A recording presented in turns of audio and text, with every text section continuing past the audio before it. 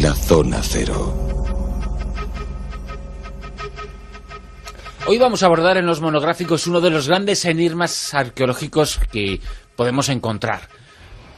Localizado en Costa Rica, varios cientos, las cifras siempre han variado, de esferas aparentemente perfectas, milimétricamente, dispuestas según un orden que es quizá la gran pregunta que nos hacemos. ¿A qué se debe? ¿Por qué las construyeron? ¿Por qué las situaron donde las situaron? ¿Quién las situó? Bueno, ese es el tema, las esferas de Costa Rica, que vamos a abordar en el monográfico de esta noche con Jesús Callejo y Carlos Canales. Buenas a los dos. Hola Bruno, hola, ¿qué tal? Buenas noches. Un gran misterio arqueológico que está en todos los libros de grandes enigmas, sí, en las grandes recopilaciones de misterios sobre el planeta relacionados con el pasado, y que sin embargo, bueno, pues pasaron desapercibidas estas esferas hasta relativamente hace poco tiempo.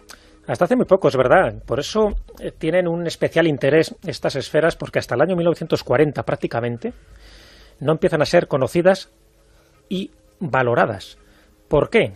Por varias razones. Primero, estamos hablando, como tú bien decías, Bruno, de uno de esos enigmas precolombinos más importantes y que siempre ha estado ahí, pero nunca ha valorado, a diferencia, pues yo que sé, de las pirámides mayas, o por ejemplo, de las pistas de Nazca, alguna vez que hemos comentado, o de cualquier otro enigma precolombino, que por llamativo, porque ha sido mucho más mediático, ha tenido más atención en ciertos libros o revistas, pues bueno, pues ha tenido más repercusión a todos los niveles. Sin embargo, las esferas de Costa Rica han quedado siempre como en un segundo plano, a pesar de que actualmente, y eso que sabemos mucho, y en este monográfico pues expondremos los últimos datos que hay al respecto, a pesar de que estamos hablando de un pueblo del que se ignora prácticamente todo el que lo hizo, de una época que ya empezamos a vislumbrar en qué momento se pudieron hacer y con qué intencionalidad. Bueno, pues todo eso surge a partir de 1940 y surge casi de casualidad a raíz de la compañía bananera norteamericana, una multinacional que es la United Fruit Company, la mamita Unite, como la llamaban los campesinos, sí, que se propone... Menuda mamita, mamitas, los sí, por supuesto. En Centroamérica con y en Colombia hizo verdaderas barbaridades. Eran durillos. Y Pablo Neruda ya le dedicó unos cuantos poemas bastante críticos. Pero bueno, recomendado también Vivir para contarla, la autobiografía de García Márquez, que habla de las tropelías de esta compañía. Pues una de esas tropelías, fíjate lo curioso, que las hizo, fue empezar a roturar todo el territorio, ¿no? El territorio que les dieron en su momento, pues para empezar a hacer las explotaciones bananeras, y se empiezan a encontrar, bueno, por supuesto, esquilman, todo tipo de plantas, de árboles, animales que desaparecen, que mueren. Les da exactamente igual, porque lo que buscaban era, ni más ni menos, que ese beneficio económico que iban a dar las plantaciones bananeras. Y bueno, y se van encontrando, a medida que va roturando el terreno, con unas esferas, unas bolas de piedra, que no entienden muy bien porque la mayoría de ellas estaban enterradas o semienterradas. Vamos a hacer una descripción física del misterio. Cada esfera, ¿cómo es? Es una bola de piedra hecha de andesita. La propia denominación claro, es claro. Pero bueno. De granito andesita, que es un tipo de piedra y roca sedimentaria que existe en Centroamérica, que puede llegar hasta los 2 metros de diámetro y pesar hasta 16 toneladas. Y en la práctica, aunque hay diversos tipos, digamos que hay un porcentaje muy notable de ellas que son esferas perfectas, que no es nada fácil de hacer. Mucho menos cuando pesan, como he dicho, 16 toneladas. Y cuando se supone que sus autores no disponían de una serie de medios que ahora tenemos, evidentemente. Bueno, obviamente no tienen los actuales, pero tampoco hay despreciar las culturas antiguas. Claro. Sí se ha llegado más o menos a saber cómo las podían haber hecho. Pero que no fue fácil. Claro, eso está claro. Desde luego no era fácil, pero sobre todo lo absurdo es ¿para qué? ¿Para qué las hicieron y por qué las colocaron donde las colocaron? Tú ten en cuenta que desde ¿Dónde las colocaron? ¿En cuántos lugares, más o menos? Porque ha habido mucha discrepancia. Hombre, las principales están en Costa Rica, pero sé, y Jesús, que las conoce, nos apoyará luego, que hay más en otros lugares del mundo. Exactamente. Yo lo que quiero decir es que es importante un pequeño detalle. Cuando Doris Stone, que es la primera arqueóloga, que se empieza a encargar, que se da cuenta que lo que está encontrando en United Fruit Company no tiene nada que ver con una piedra casual que se encuentra en un sedimento de un río o en un delta, sino que es otra cosa, empieza a investigar algo que es de cajón, es decir, no solamente quién las hizo y por qué las hizo, sino por qué las colocó en ese sitio. Es decir, ¿es eso casual? ¿O es que simplemente llegaron allí de alguna manera más o menos natural y, bueno, yo no sé, por movimiento de tierras, por arrastre? ¿O es que el lugar es casi tan importante como la piedra en sí misma? Yo creo que ese es el gran debate. Es decir, luego hablaremos de teorías, pero para mí, por lo menos, ya incluso cuando Samuel Northrop, que fue uno de los primeros investigadores que empezó, porque el objetivo de todo ello primeramente era ver qué antigüedad tenían y qué civilización las hizo. Es decir, ¿quién? Porque no parecía En principio, las tribus costarricenses no eran las de Mesoamérica del Norte, no eran los mayas o los aztecas o los toltecas. Era aparentemente unas civilizaciones más pobres, con un nivel tecnológico y cultural más bajo. Y entonces, esto sorprendía. Sorprendía porque no tenía sentido.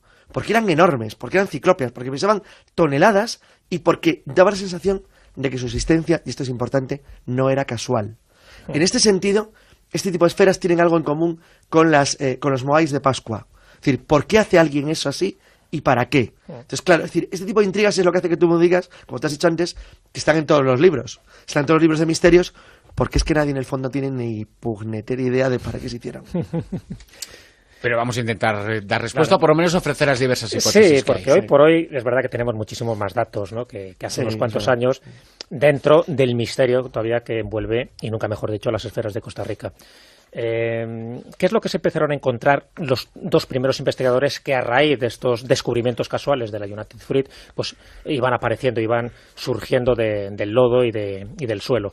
Pues empiezan a darse cuenta, tanto Doris Stone como Samuel Lothrop, que no son naturales, porque claro, en un principio sí que había algunas esferas por ahí colocadas, diseminadas en algunos sitios, pero bueno, siempre se pensaba que eran formaciones naturales y que no tenían mayor importancia, o por lo menos que no tenían que ver con otro tipo de culturas indígenas precolombinas. Pero ahí se empiezan a dar cuenta que surgen demasiadas. Bueno, hasta el momento presente hay unas 235 esferas localizadas, registradas, y se calcula que hay otras tantas que están todavía debajo tierra. Es decir, más o menos calculan los arqueólogos que estaríamos hablando de unas 500 esferas, que no está nada mal. Es decir, de pequeños centímetros algunas hasta 2,5 metros de diámetro, que es la más grande que se ha encontrado hasta el momento. Bueno, 500 esferas ya nos está indicando de una cierta intencionalidad y de un trabajo bastante arduo, porque evidentemente los lugares donde se encuentran estas esferas, que suelen estar muchas veces metidas en lugares muy profundos, en bosques tropicales y a veces también en cumbres, es decir, subir una de estas esferas hasta las cumbres, 16 toneladas. Teniendo en cuenta que no conocían la rueda, no tenían bueyes para subirla. Eran una rueda en sí misma, pero claro, te aplastabas y caías. Claro, iba a decir que bueno, te quedas como Indiana Jones cuando queda la bola, sí. Pero plano. Pero hemos de suponer que donde se han encontrado es donde se pusieron. Claro, ahí está. Es decir, Doris Stone reconoció dos cosas en el momento que las empieza a investigar. Primero, se da cuenta de que no tienen idea de lo que son aquellas esferas. Es decir, sí se dan cuenta de que son antiguas, que tenían unos cientos de años. Ella no sabe todavía en ese momento datar, ni actualmente tampoco, porque el método del carbono 14 no sirve para la datación de las esferas, porque es piedra, es granito, y entonces se hace un método de asociación, ¿no? En función de la cerámica y de los utensilios que se han encontrado en sus cercanías. Pero sí se da cuenta de una cosa. Primero, que está hablando, son piedras que tienen que ver con una cultura que ha desaparecido, que tenía una intencionalidad, que son artificiales, es decir, que no son formaciones naturales, y que el 80% de la información se había perdido. ¿Por qué? Porque no estaban en el lugar donde se habían localizado. Claro, ¿qué es lo que hacía la compañía United? Cuando las encontraba, claro, o las movía, o las destrozaba, o las tiraba al mar directamente. Es decir, no les interesaba para nada esas piedras. Cuando empiezan a ser conocidas por estos investigadores en los años 40, se dan cuenta de que mucha de esa información ha desaparecido. Pero también se dan cuenta de que hay muchas que están todavía bajo tierra. Entonces, hay que contar un poco con esa situación. ¿Por qué? De hecho, ahora, yo he estado en San José de Costa Rica, te encuentras muchas en parques públicos, Parque de la Merced, aparte, por supuesto, del Museo Nacional de Arqueología de San José.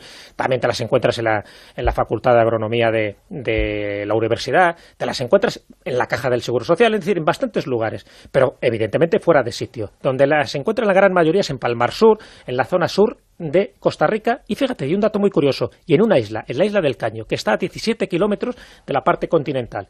Y ahí no existe ni esa piedra, ni existe, por supuesto, los materiales para poder fabricarlas allí. Pero eso que has dicho, no, pero eso es muy importante. La presencia, efectivamente, porque claro, la presencia en esta isla, bueno, pues pongámonos a teorizar. Si la llevaron hasta allí y se supone que cada esfera no era un objeto independiente en sí mismo, sino que todo formaba parte de la intencionalidad era global, de algún tipo, sí, pues ha de suponerse que alguna relación con el mar y alguna relación con los que se quería señalar en relación a ese mar y en relación a la dirección que se marcaba con esa isla podría existir, porque sí, es una teoría que se ha ofrecido. Sí y no, pero vamos a empezar con las teorías porque la verdad es que son realmente curiosas y algunas francamente interesantes porque son muy difíciles de elaborar.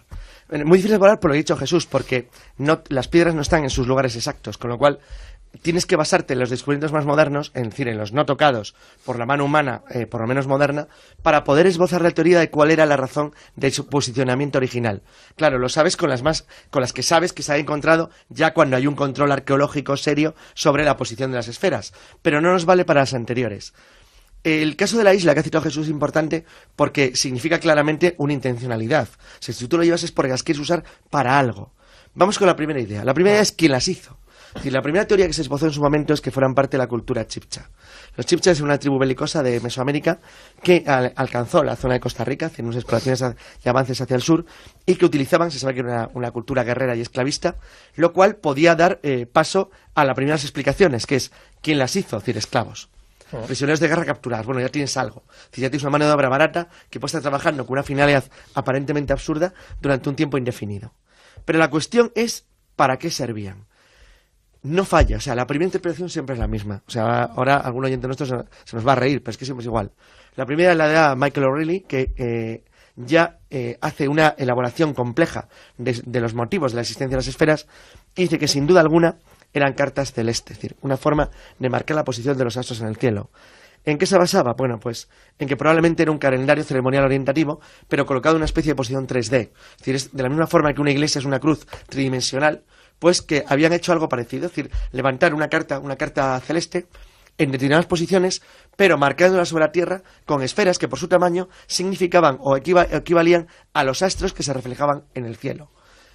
Hombre, la idea es atractiva e interesante porque explicaría dos cuestiones. Explicaría la posición geográfica de las esferas, en principio, y los tamaños. El por qué son de tamaños distintos y por qué se colocan en lugares diferentes. Eso aclararía que el lugar no sería caprichoso, sino que obedecería a una intencionalidad que en este caso se basaría en una especie de carta planisférica celeste colocada sobre la Tierra para poder representar lo que nosotros vemos en el cielo, o lo que esa cultura ve en el cielo. Bueno, como luego veremos, esto tiene algunos problemas. Teorías hay muchísimas y por eso es bueno un poco ir por partes, porque además en las esferas de Costa Rica, igual que pasa con otro tipo de enigmas precolombinos, los clásicos interrogantes del quién, cuándo, cómo y por qué, ahí está, ¿no? Algunas cosas ya estamos comentando y vamos a decir alguna más, ¿no? Por ejemplo, el cuándo se hicieron. Un poco especificamos, bueno, es un poco siguiendo, si quieres, en la línea de quiénes las hicieron. La teoría de los chibchas o muiscas es una de ellas. Son, en general, era una tribu que estaban afincadas en Colombia, pero bueno, también llegaron con sus incursiones bélicas hasta el sur de Costa Rica, que es precisamente donde se han encontrado la mayoría de estas esferas.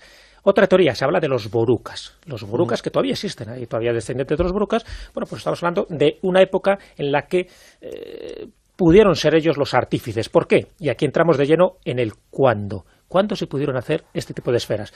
Casi siempre se enarbola datos muy fantásticos. Son recientes, ¿no? Sí, claro, entre otras cosas porque uno de los que da a conocer las esferas de Costa Rica fue Erich von Däniken en Regreso a las Estrellas, el libro que publica en el año 1971. Claro, él Pero habla. claro, en aquella época todavía estaba reciente en la memoria las Sputnik y él las colocó en la foto juntas y ahí se pasó un pelo. Se pasó, pero bueno, se pasó como tantas cosas que se ha pasado, ¿no? Por eso escribió al final un libro diciendo en qué me he equivocado. También hay que reconocer que los descubrimientos fundamentales relacionados con las esferas de Costa Rica empiezan en el 79, cuando se descubre la de Guayabo de Turrialba. Es decir, que es uno de los primeros cambios en la idea moderna de lo que pueden ser, que es un ruido más raro, de lo que pueden ser las esferas. Y cuando Däniken escribe eso, obviamente eso no se conocía. Claro, entonces, bueno, tengo que decir que pues hay dataciones totalmente fantásticas sin ningún tipo de criterio científico, donde se ubica pues hace 10.000, 12.000 años o hace 4.000, es decir, por decir una cifra, y les da igual. Entonces, en ese caso sí que se ha precisado muchísimo y hoy por hoy se sabe que se empieza la construcción de las esferas en el año 400 después de Cristo y termina aproximadamente en el 1400, es decir, antes de que lleguen ya los conquistadores y colonizadores españoles. Son 1000 años, ¿eh? 1000 años de construcción. Una esfera cada 2 años. Exactamente, o sea, son muchos años. Y ahí entra uno de los aspectos importantes. Por eso se establece que podían ser los borucas, porque los borucas estaban asentados en lo que es el Valle del Diquís, donde se han encontrado la mayoría de las esferas, y más o menos la datación cronológica que tienen los borucas corresponde a esas dataciones, porque cuando llegan los conquistadores españoles, ellos se van a la montaña para intentar preservar su modo de vida. Pero algo que dura tanto tiempo y que esa cultura, fuera lo que fuera, los borucas o quienes fueran, lo hace de forma permanente, cada 2 años coloca una piedra en algún lugar, esto hace suponer que había un objetivo práctico en todo aquello, que no era de repente una idea y que se plasmaba esa idea colocando las 500 piedras, sino que si durante 1000 años se están colocando piedras, se está añadiendo una más a la colección, bueno, a mí me hace pensar que seguramente tenían un objetivo práctico. Hombre, evidente, no era por una cuestión de decoración, porque decir, voy a colocar estas canicas aquí más gordas o más pequeñitas. Ni siquiera artística o una forma de querer representar algo que has visto, o una idea religiosa o astronómica. Eso sí que es claro, no es una idea artística, no tiene un especial interés por la belleza los que hicieron esto. Lo hicieron con otro fin, y el fin estaba muy claro, ellos lo tenían clarísimo, porque si no el posicionamiento no sería tan absurdo. Es decir, esa aparente absurdidad de la colocación es lo que curiosamente le da la idea de que obedecía a algún tipo de razón lógica. Los pueblos primitivos, por ser primitivos, no son tontos. Claro, hacen eso por algo. Entonces, es verdad que la segunda teoría relacionada con la de Michael O'Reilly se basaba en que era posible. Bueno, para mí la de Van Zap es demasiado aventurada porque sostenía básicamente que eran sistemas de posicionamiento de marcas, es decir, por decir de una manera sencilla, que eran mapas tridimensionales, pero no del cielo, sino de la tierra. Claro, eran rutas marítimas. Exacto. Es decir, que lo que marcaban eran senderos de comunicación. Y se daba cuenta, es decir, fíjate que es la teoría justo contraria a la anterior, porque él se basaba en que las encontradas principalmente a partir de los años 60, cuando ya se conocía bien que existían y las posibles funciones que podían tener, no encajaban con lo que sería la lógica de un planisfero, es decir, de una bóveda celeste, sino que parecía obedecer a otra razón, otra cosa, y que esa cosa tenía mucho que ver con las vías de comunicación en Centroamérica, y por lo tanto que podía ser posible que fueran gigantescos mapas a pequeña escala, es decir, puntos de comunicación o de rutas o de vías que señalaran otros lugares, tanto de Costa Rica como de América del Sur, como de Centroamérica, como de incluso fuera de América, ¿por qué no? Si quien hizo aquello tenía, como sabían, por ejemplo, los astrónomos mayas, que el mundo en realidad era una esfera, es decir, como que sabía prácticamente cualquier cultura avanzada de la antigüedad. Pero Ibar Zap sigue un poco la línea de Daniken, me explico. Fíjate que, bueno, es muy fantasioso. Sí, luego yo tuve la oportunidad de entrevistarle cuando estuve en Costa Rica, porque quería conocer las dos posiciones. Por una parte, la parte oficial, ¿no? Y me entrevisté con la jefa del Departamento de Antropología e Historia del Museo Nacional de San José de Costa Rica, para conocer la versión oficial, ortodoxa, y la otra, la heterodoxa, que es la que representa este artista estoniano, Ibar Zap, que lleva ya un montón de tiempo en Costa Rica viviendo, y él publicó un libro prácticamente al año o 2 años después de haber estado con él, donde reflejó las teorías que a mí ya me había dicho personalmente. El libro se titula La Atlántida en América, con lo cual ya nos está poniendo sobre la pista de su teoría principal. Para él dice que la Atlántida nunca se hundió en el Atlántico porque es América. Y Poseidón, que era la capital de la Atlántida, era ni más ni menos que Costa Rica. Sí. Como ves, de un razonamiento aplastante. Y que los descendientes de la Atlántida, que eran los suetares, son los que crearon estas esferas. Pero claro, estamos hablando de hace 10.000 años. Nada, en cualquier caso, yo creo que la teoría de Zap, y me alegro que le conocieras, no lo sabía. Sí. Lo que me has comentado es que tiene algo que falla de principio, y es que ¿por qué hacen esa tontería en Costa Rica? Claro, y además... puede que sea cualquier otra cosa, jugar al futbolín, no sé, hacer cerveza, pero hay que hacer pelotas enormes de piedra. Que 3 esferas marcaban una ruta marítima, incluso él establece algunas de las rutas marítimas que marcan algunas de las esferas que él, estudió. Una de ellas, de las rutas marítimas, directamente pasaba por la isla de Coco. Ya te salta la risa ya. Sí, hombre, la isla de Coco, donde están todos los tesoros de los piratas que están todavía por descubrir. La isla de Coco pasaría por las Islas Galápagos y terminaría en la isla de Pascua. Fíjate tú qué precisión, con 3 esferas situadas en la zona sur de Costa Rica. Es decir, te puede salir esa ruta o 2.000 más, la que tú quieras. Depende en qué posición mires esas esferas. Es decir, para mí la teoría de las rutas marítimas, que es lo que están marcando realmente este tipo de esferas, yo creo que hace aguas por todos los sitios. Entonces hay que ir un poco a la otra teoría, un poco la oficial, que tampoco, evidentemente, está reconocida por todos los arqueólogos, sencillamente porque faltan demasiados datos. Y con la persona que yo me entrevisté, que es Ifigenia Quintanilla, que es esta jefa del Departamento de Antropología y Historia, por cierto, acaba de sacar el año pasado un libro donde resume los 15 años de investigación que ha hecho sobre estas piedras. Y me parece que es un libro muy revelador en todos los sentidos, porque... sin explicar todos los enigmas que hay alrededor de estas esferas, sí da una serie de, yo creo que de pistas para intentar aclarar en algo, ya digo, este enigma precolombino. En principio se mantienen estas mismas fechas que acabo de comentar, alrededor del 400 hasta el 1400, teniendo la máxima actividad este pueblo, que ya que se considera que son los borucas, fueron entre el año 800 hasta el 1300 aproximadamente, que es cuando más actividad hubo para hacer este tipo de esferas. Ella incluso piensa que tenían una doble finalidad. que yo creo que es muy importante. Una de ellas es la que ha citado Carlos. Es decir, la parte astronómica no hay que olvidarla. ¿Por qué? Porque de todas las esferas que se han encontrado con una esfericidad del 95% y además con un pulimiento casi perfecto, solo se han encontrado dos que tengan grabados, una especie de petroglifos dentro de lo que es la misma esfera. Uno de ellos yo lo pude ver en este Museo Nacional de San José de Costa Rica. Y lo que marca es una cosa muy extraña, incluso una espiral. Bueno, ha habido un investigador costarricense que ha pensado que es ni más ni menos que la plasmación de varias constelaciones, y en concreto de dos. Una es Pegaso y la otra, la que marca una espiral, sería ni más ni menos que Andrómeda. Es decir, si esto fuera verdad, lo que nos está indicando claramente es que las esferas tendrían una relación clara con la bóveda celeste y posiblemente para marcar, como comentaba un poco la teoría de O'Reilly que acaba de citar Carlos, un poco un ritmo calendárico a efectos agrícolas.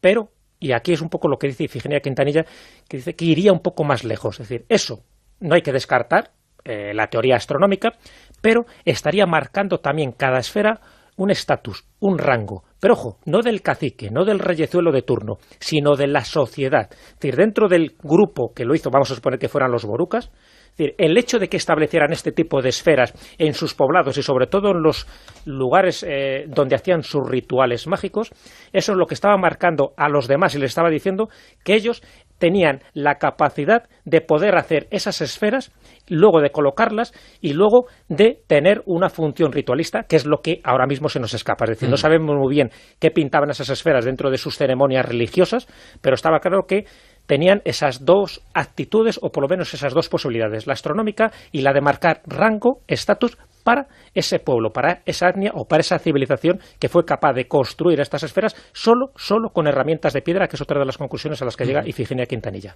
Y que es otro de esos enigmas o que ha motivado mucha discusión. La verdad es que hemos hablado de uno de esos enigmas clásicos, faltaban los monográficos y bueno, pues lo hemos traído, las esferas de Costa Rica, su funcionalidad, su misterio. Jesús Callejo, Carlos Canales, hasta la semana que viene. Claro. Gracias, Bruno. Y que siempre ha estado ahí, pero nunca ha valorado, a diferencia, pues yo que sé, de las pirámides mayas, o por ejemplo, de las pistas de Nazca, algunas veces que hemos comentado, o de cualquier otro enigma precolombino, que por llamativo, porque ha sido mucho más mediático, ha tenido más atención en ciertos libros o revistas, pues bueno, pues ha tenido más repercusión a todos los niveles. Sin embargo, las esferas de Costa Rica han quedado siempre como en un segundo plano, a pesar de que actualmente, y eso que sabemos mucho y en este monográfico, que es quizá la gran pregunta que nos hacemos: ¿a qué se debe? ¿Por qué las construyeron? ¿Por qué las situaron donde las situaron? ¿Quién las situó? Bueno, ese es el tema, las esferas de Costa Rica, que vamos a abordar en el monográfico de esta noche con Jesús Callejo y Carlos Canales. Buenas a los dos. Hola, Bruno. Hola, ¿qué tal? Buenas noches. Un gran misterio arqueológico que está en todos los libros de grandes enigmas, en las grandes recopilaciones de misterios sobre el planeta relacionados con el pasado, y que sin embargo, bueno, pues pasaron desapercibidas estas esferas hasta relativamente hace poco tiempo. Hasta hace muy poco, es verdad. Por eso tienen un especial interés estas esferas, porque hasta el año 1940 prácticamente no empiezan a ser conocidas y valoradas. ¿Por qué? Por varias razones. Primero, estamos hablando, como tú bien decías, Bruno, de uno de esos enigmas precolombinos más importantes. La Zona Cero. Hoy vamos a abordar en los monográficos uno de los grandes enigmas arqueológicos que podemos encontrar.